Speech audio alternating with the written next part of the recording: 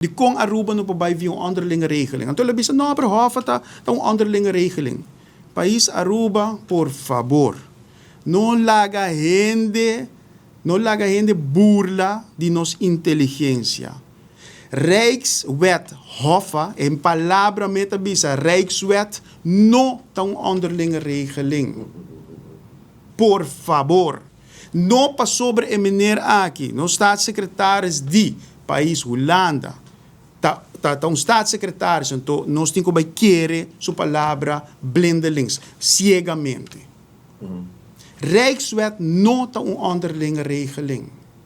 Que men não laga nenhum hende ganhabo isaki. Lo que nós tem na onderlinge regeling, tá lo que nós te chama el landspakketten.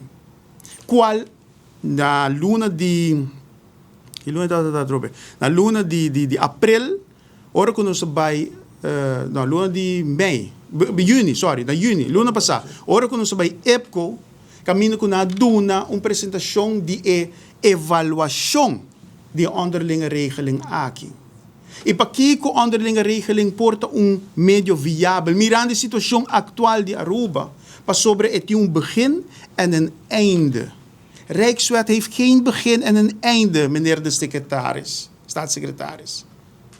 Rijkswet por llega na final, ora que cumpre com boche de exigência, na condição ng hopi pisa mes. Zeta uno.